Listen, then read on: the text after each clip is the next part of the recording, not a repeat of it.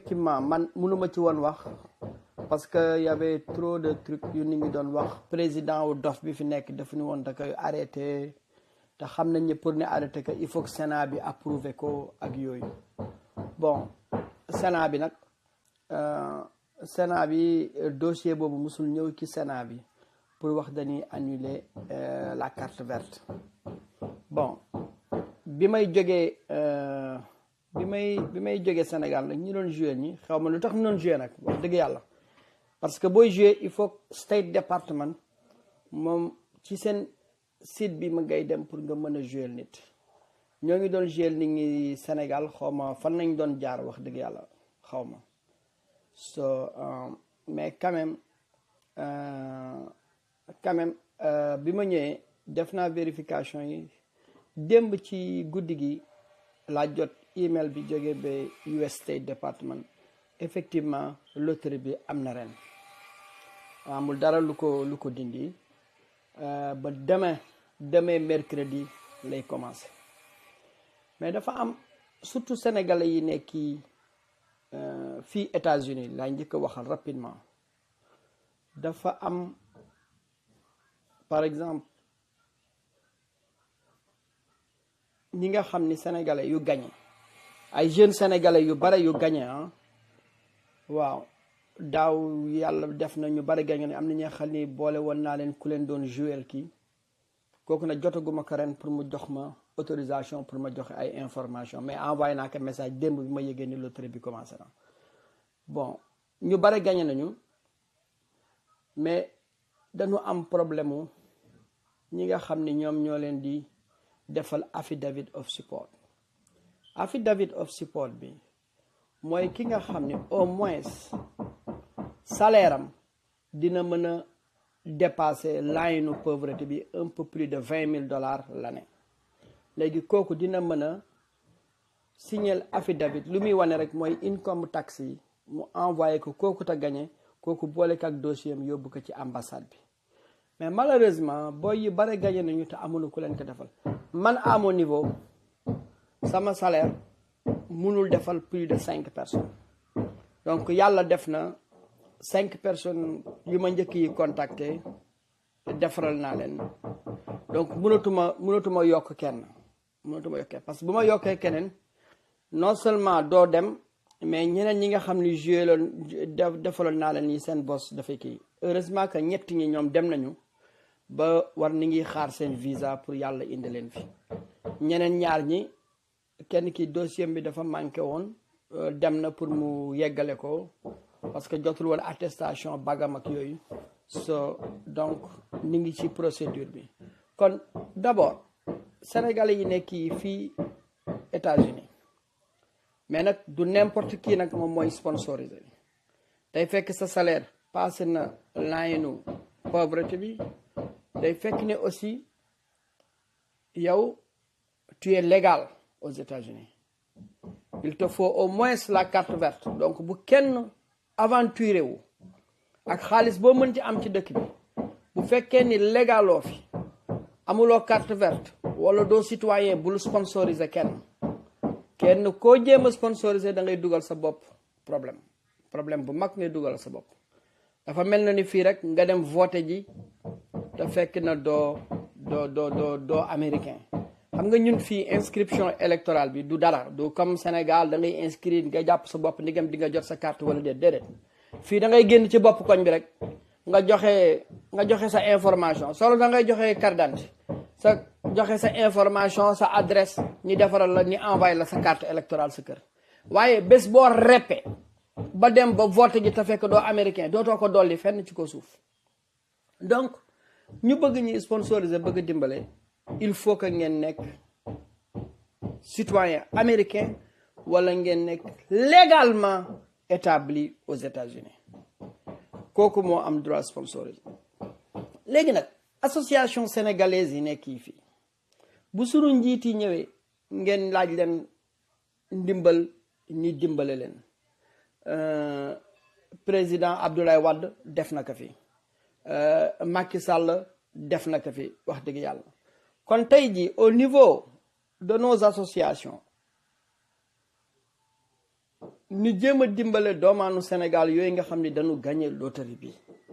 lépp lu leen manqué rek mooy ku leen defal sponsor mais loolu warul jafe quand même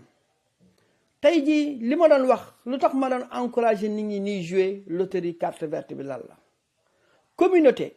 bu ngeen bëggee am doole ci réew occuper yenn place yi ci réew sénateur yi voté yi loi yi congressman yi voté yi loi yi mën leen respecté dañuy gis communauté bu booloo bu dëgër bu nekk benn nombre bu dëgër waaw Marie-Jeanne Diouf dinaa ñëw ci question bi so donc tey boo gisee nigérians yi ni am fi doole c'est que dañu dimbalante nekk benn bloc beneen xeet bi nga xam ne Africa ni ngi jógee am fi doole ba nga xam ni sax sénateurs yi wala congressman yi bu ñuy def candidat ci seen dëkk dañuy dem seeti leen mooy éthiopiens yi da ngay gis ni dañuy wax ni par exemple 20 000 wala 10 000 personnes gagné nañu mais seen 10 000 90% yëpp ay ñëw pourquoi parce que éthiopiens yi seen biir association yi dinañu génnee nit ñi ni defal leen sponsor ñoo ngi daal di ñëw affidavit bi jëralu la du dërëm ci yow du dërëm buy génn ci yow téléphone ARS la ni yóbbante la sa income tax yi doo ci fay dara xanaa téléphone te téléphone kenn du ko fay fi nga jël kayit bi nga yóbbante ko gañe ki yàlla indi ko fi kon bu nu gisee éthiopiens yi am boobu doole bu nu gisee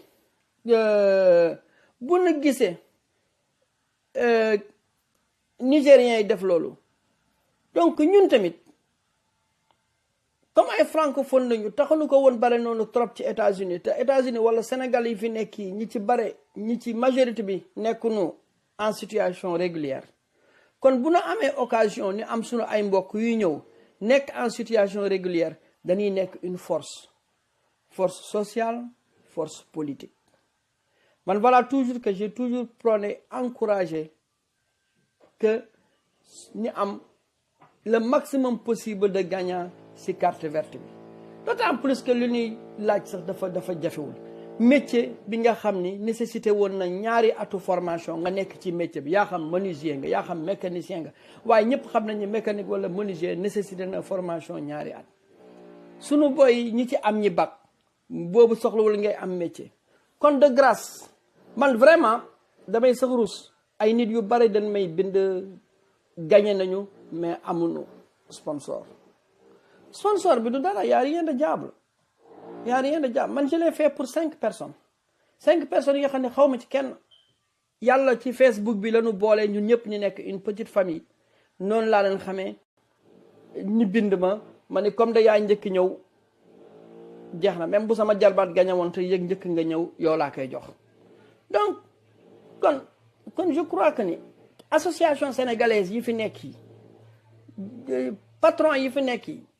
ñooñu nga xam ne ñooy jiite association ngir yàlla te yéen a ngi suivre vidéo bi maa ngi koy wax ci rajo yi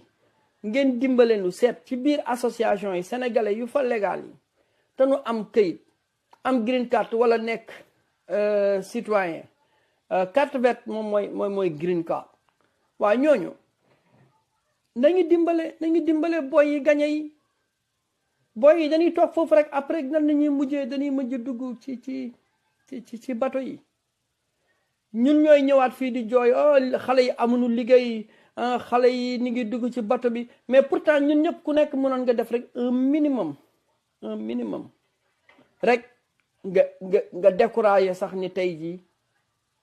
ay mbirum bateau lii rek war na mën a décourager mbirum bateau yi que xale bi di am espérance que ne chaque année mën na bokk ci nombre 55 000 visas yi Amérique di maye mais malheureusement doo gis man honnêtement j'ai mal bu ma gisee communauté éthiopienne bi nu nu regroupé woo fii ma gis ni nigériens yi nu nu regroupé woo fii ñun sénégambiens yi mënuñu def noonu y a un problème affaire Amérique dafay yaatu ba nga xam ne kenn mënu lekk wërsëgu kenn c'est-à-dire que c'est extraordinaire dafay yaatu ba nga xam ne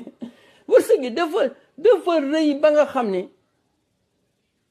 ku ci nekk am nga ci sa wàll te kenn du la ki gêné man je trouve que ni vraiment mën nañu jàppale ñi nga xam ne gagné nañu daaw loterie bi d'autant plus que ni ba léegi ñu ngi continuer di war a dugal seen dossier yi ci ambassade yi vraiment man damay lancer un appel solennel Sénégalais yi nekk Amérique te ngeen dégg ma ngir yàlla ngeen seet ña nga xam ni xam ngeen leen ngeen di leen man de maa ngi benn liste bu day nii ay sénégalais yu gagné mais amuñu sponsor waaw yéen ñii di seetaan tamit yàlla defoon ni joué woon ngeen gagné wu leen te amoon ngeen xarit bu leen daroon sponsorisé bu ngeen gagné mais woo leen seen xarit boobu ngeen ni ko Baba Aïdara am na listu 27 bu jeunes yi nga xam ne gagné nañu mais amuñu sponsor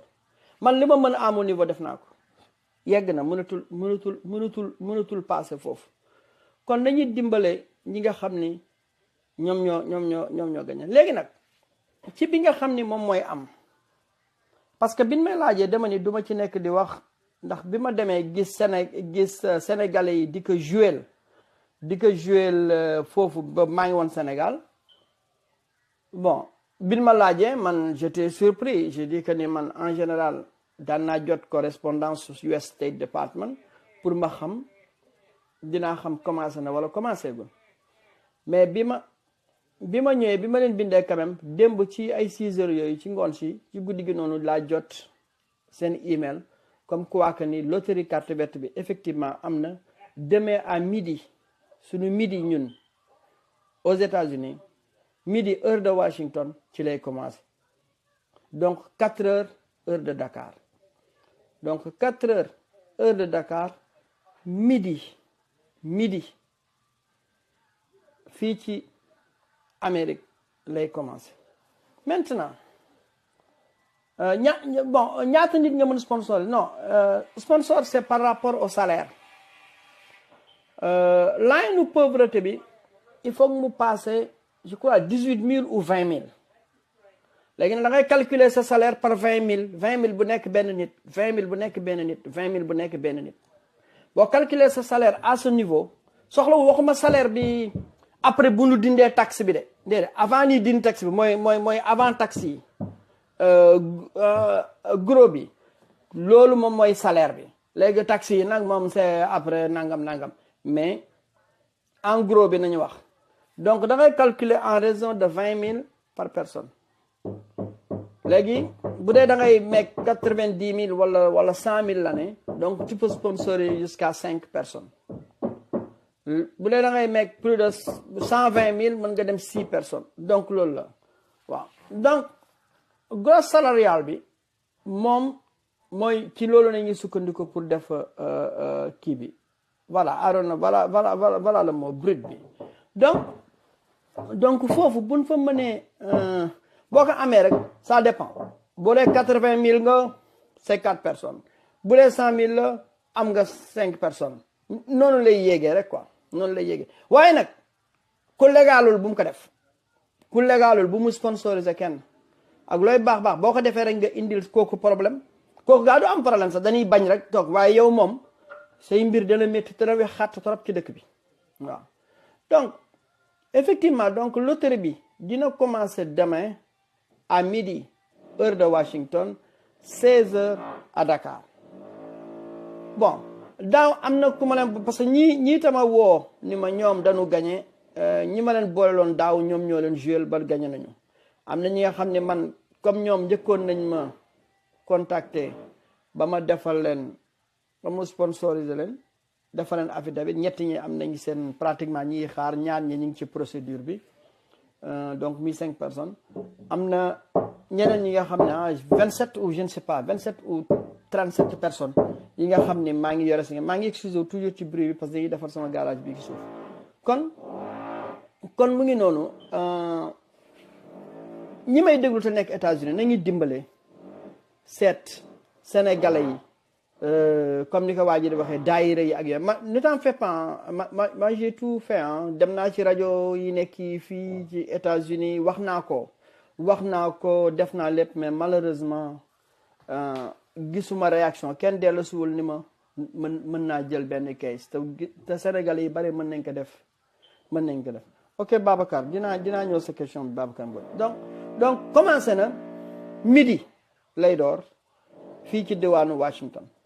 am na ko ñu ma leen boole loon daaw bind naa leen nag pour xam ndegam dañuy def loolu ba tey pour mën jouer sénégalais mais bu ma jotee seen réponse aussitôt rek dinaa ko post sama page Facebook joxe seen tur joxe seen téléphone ak seen email adresse bi ngeen leen mën a contacter waaw donc comme contacter naa leen malheureusement réagir agunu mais man ndaw si moom xam naa ne moom loolu mooy liggéeyam mooy ñu jouer ñu bare ñu gagné ñi ku jouer ki ñu bare ñu gagné daaw moom xam naa loolu mooy liggéeyam sûrement dafa jotagul sama message mais je vais insister que tey au moins ma jot ko bu ma ko jotee ba mu jox ma feu vert pour que ma mën a poster information ngeen contacter ko dinaa ko mën a poster je sais que ni moom 10 dollars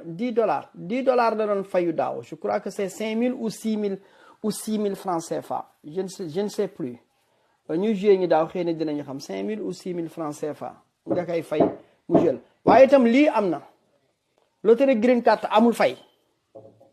képp ku la laaj xaalis xanaa service am la lay jaay waaye green card moom amul fay waaw amul fay de waaw dama bëgg mu leer nañ waxuma kenn na fay dërëm ñi nga xam ne nag ñoom ñooy defaral seen bopp di def seen service waaw ñooñu mën nañu jouer ñoom ñoo xam mais amul fay moom amul fay c'est gratuit à 200%. waaw c'est gratuit amul dara lu nit di fay léegi nag ku la bëgg jouer nag xëy na moom moo lay fayu moom moo xam ne bàyyi daal man ñi ma xam ñi daaw daal $10 la $10 nag xaw ma 5000 la ou c'est 6000 francs mais gis naa munaas léegi mu ni c'est 5000 donc kon 5000 la waaw waaye waxu séeréer moom da nga ci def attention donc bu ma jotee information bi rek dinaa ko post sama page Facebook bu ma joxee autorisation pour ma poste ko ngeen mën leen contacter maintenant kan moo mën a jouer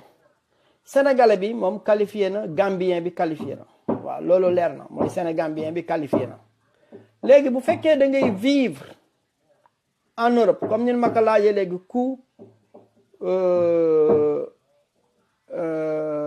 bu dee yaa ngi vivre Italie yaa ngi vivre France néanmoins sénégalais nga da ngay jouer li ci am solo mooy nationalité d'origine bi parce que qualification yi par dëkk la sénégalais bi nañu wax moo xam sénégalais bi Italie lay dundee Brésil lay dundee Inde lay dundee sénégalais la donc c'est par nationalité donc muy benn ñaareel bi sénégalais bu nekk États-Unis da nga xam ne da nga fi nekk en situation légale waaw kooku mën na jouer loterie bi lu tax ma ne en situation légale ndax dinañ ma wax waaw nan la nit di nekk situation légale ba pare muy jouer loterie nit mën na fi légal te amul green card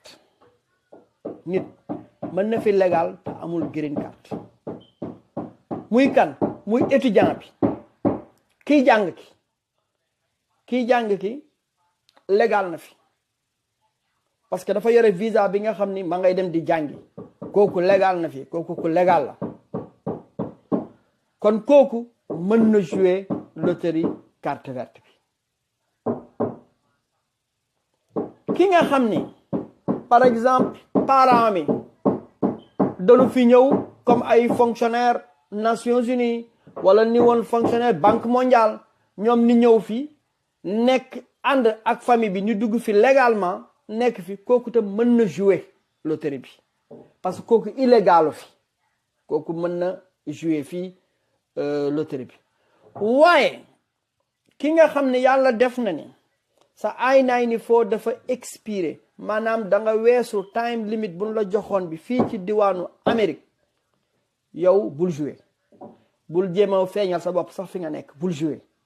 man sama conseil loolu laa lay jox dama naan la bul jouer yow bokkatoo ci yow dugg nga fii ba pare léegi seetal beneen yoon booy lijjantee sa mbir mais bul jouer loterie carte verte bu fekkee da nga nekk dans l'illégalité bul aventurer wu di jouer loterie bi waaw loolu daal vraiment mooy conseil bi nga xam ne dama leen koy jox léegi nag ku bëgg jouer nga gagné dinañ la wax il faut nga dellu ba Sénégal boo delloo Sénégal foofu ngay defaatee procédure bi pour nga mën a dugg si boo demee Sénégal nag agent d'immigration bi bu ñu demee ba indi kii bi dinañu laaj ci fukki at yi fan nga dëkkoon bu ñu xamee ni dëkkoon nga Amérique nan nga fi duggee da nga fi toogoon illégalement mooy c'est-à-dire que da nga violer d'abord loi fédérale Amérique aussitôt dañuy bloquer sa visa même boo gañee dañuy bloquer sa visa duñ la ko jox donc moi je conseille que ni ñi fi yàlla indi ba pare yàlla def ni amuguñu kayit nañu seet nañu jouer neneen pour dem kii ka oui Aïda je crois que c'est par internet ah nañ koy jouer quoi léegi affaire séeréer yooyu amatul de di bind ay lettres di yónnee xanaa yow sa santum jaxate bi xanaa seen nga sant bon donc en fait que loolu la quoi donc nañu jàpp ni ku fi illégal ba pare ku yàlla def ni da nga illégal incha allah yàlla dina indi kayit mais jàppal ni moom loterie bi moom bu ko di laal bu ko sax jege waaw ku fi légal tam nga xam ne étudiant nga wala sa waajuri fonctionnaire yu fonctionnaire yu organisation yi la ngeen ñëw fi ak famille bi ngeen ñëpp ngeen légal yes mën ngeen jouer parce que da ngeen nekk dans la légalité waaw da ngeen nekk dans la légalité waaw kon donc man li may conseil la malheureusement ñi ngi daj ci kër gi dafay bare bruit dinaa insister pour que ñi ma mën a jot ñi leen doon jouer ñi daaw bu ma joxee seen information dinaa leen ko mën a postel incha allah je crois que yéen ñu ci bare am ngeen seen coordonnée mën ngeen leen contacter mais buñ ma joxee autorisation wala buñ ma joxee seen information yi rek dinaa leen dugal en tout cas femme boobu moom je sais que ni loolu mooy liggéeyam am na ci aussi un autre là qui est à Dakar moom it loolu moom mooy liggéeyam waaw bon loolu mooy li nga xam ne bëggoon naa ko éclaircir effectivement loterie bi am na State Department correspondance yu ñu envoyé presse bi jot naa ci effectivement ça commence demain mercredi à midi heure de Washington ak kii léegi yes Seydou incha allah femme bi joxoon na ma information mi daaw malheureusement gardé ma ko dama ko post rek sama page Facebook mais dinaa insister pour que tey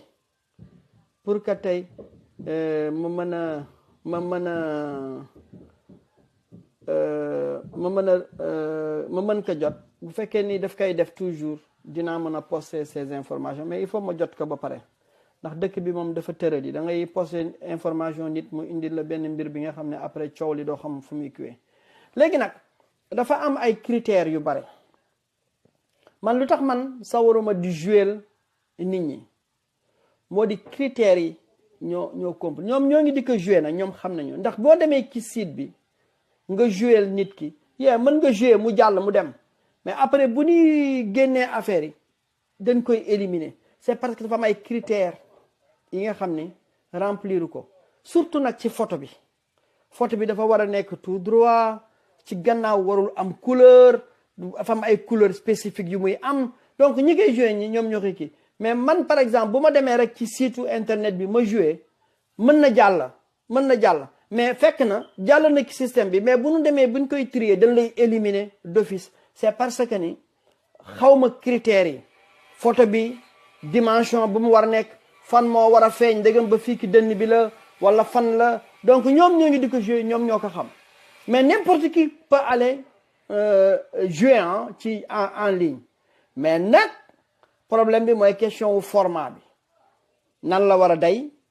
pixel parce que ñun fii pixel nañ koy def en pixel ci gannaaw ban couleur la war a doon donc dafa bare ay critères yu bare malheureusement sénégalais yu bare nag loolu mooy tax duñu mës a gagner dañuy dem jouer seen bopp wala ni def nangam fekk na dafa am ay critères yu bare yi nga xam ni kiiwuloo ko ñi éliminer la mais ñoom ñi nga xam ne si la ñuy liggéey xam nañu dinañ la wax automatiquement bii baaxul yóbbante ma beneen photo ñi defar photo bi ajusté ko bu baaxee affaire bi jàll ñoom dinañ la jouer mais am na ñi nga xam ne nag xaalis rek moo leen intéressé boo leen yóbbantee photo bu bon sax dañuy lay jouer rek ni la jouer nga fayal xaalis jeex na donc c'est ce qui n'est pas sérieux en fait nit ki toog at di yaakaar fekk na jéewul da nga lekk xaalisam rek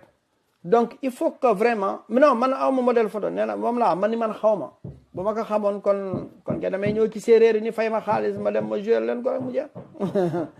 jeex je sais pas xaw ma ko musuma jouer loterie xaw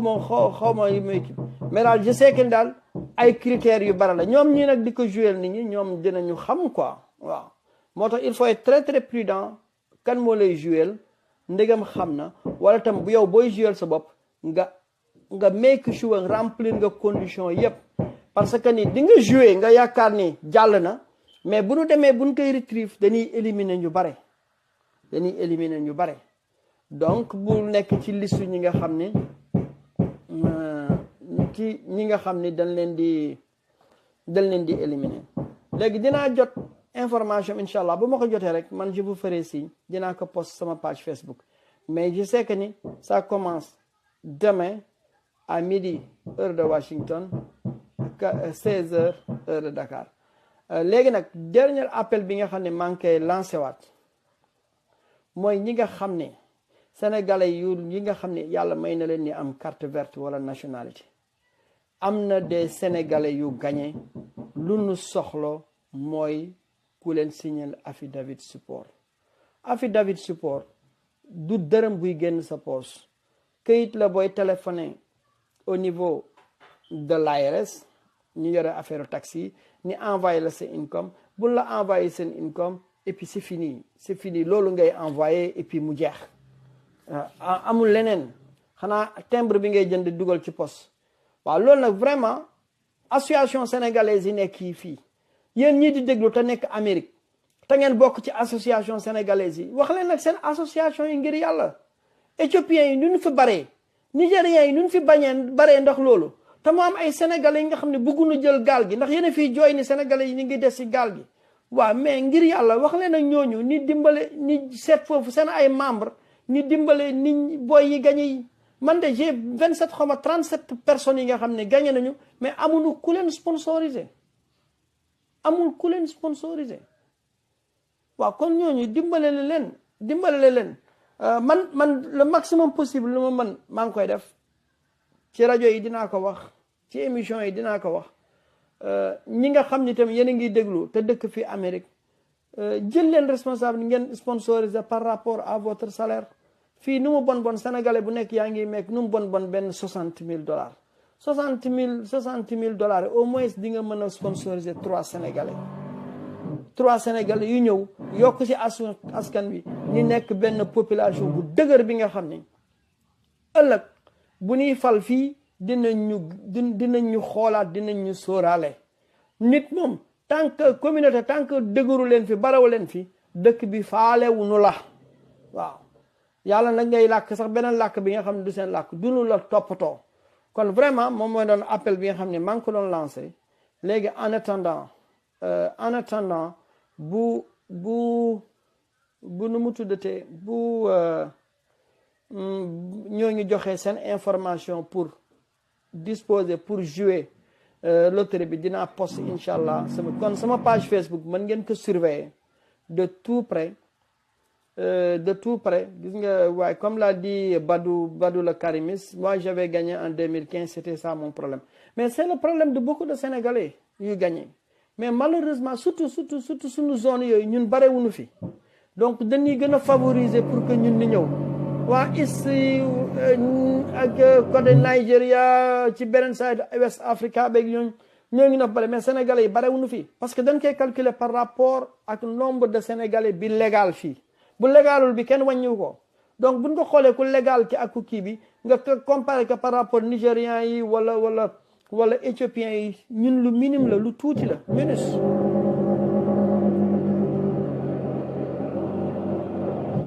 waaw maa ngi excusé dañuy defar suma garage bi quoi donc vraiment ñi nga xam ne mën nañu def loolu nañu dimbale suñu mbokk yi communauté bu dëgër rek moom moo am solo fii ci dëkk bi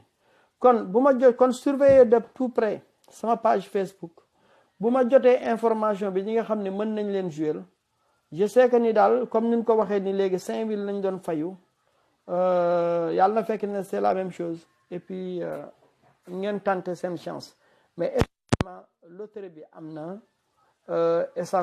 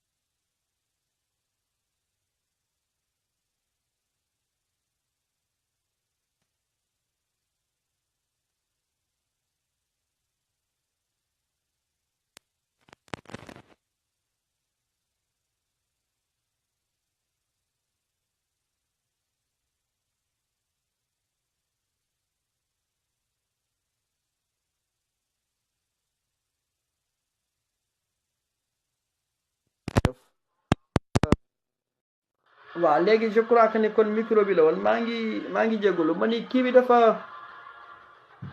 bare bruit parce que am ñuy liggéey sama garage dan yàlla moo nattu woon ak benn accident sama kër mooy bruit bi ngeen dégg noonu ma yàq suma garage complètement garage bi yàqu mais yàlla baax na ni ngi koy defar alhamdulilah li ci amoon solo mooy man génn naa ci dara jotuma loolu moo ci amoon solo quoi li ci des moom matériel la waa kay kon merci et à très très bientôt bu ma ci amee lu bees rek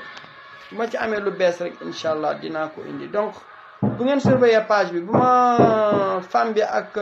le gars bi nekk Sénégal joxe seen information dinaa ko post sama page Facebook. Ok, merci et à très très bientôt.